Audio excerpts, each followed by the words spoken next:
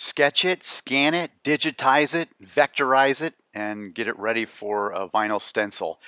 Clean the brush with isopropyl alcohol real good, weed the vinyl. The reason why I decided to go with a stencil is because I want the gold size to be real thick, to have a real high edge so I can butt right up against it with my outline. It creates a much cleaner version than bleeding into the gold, especially with this thin of an image.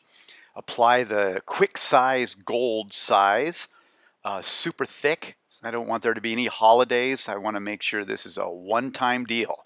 I don't want to have to come back and size this again, so I put a good thick layer. After about 10 minutes, I pull off the size so it doesn't get too dry. If it gets too dry, I might pull off size. So after this 10-minute, then I go ahead and let it set for about another 30 minutes and apply a 23 karat patent gold leaf right to the surface. Tap it with my fingers. Make sure I got it completely covered. Again, I only want to do this one time. Then take a gold sizing brush, remove all the excess, and then with isopropyl cotton, I just go ahead and remove any splooges that may have happened. With one shot reduced quite a bit, I take my Kafka Ott liner detail brush and go right around and butt right up into that edge as best I can.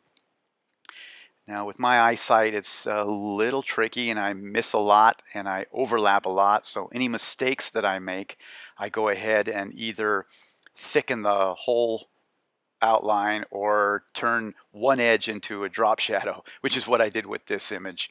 I turned the left side into a drop shadow just because one edge of the J, the lower part of the J, was thicker than the rest. And anything that I accidentally shot into the gold, I just go ahead and make a little whip. I had planned on making this somewhat of a tribal type look of an image. And so I was planning on making little whips off ends and off radiuses and things like that. I just wasn't sure how much of that I was going to do. So I just can, usually what I would like to do is outline the whole thing first and then come back and add all the finishing touches. And you know how it is. We keep adding and adding and adding until we feel like, ooh, we better stop. This might be going a little too far. And if we go a little too far, then we can always remove them too. Hope you enjoyed this video and thank you so much for watching.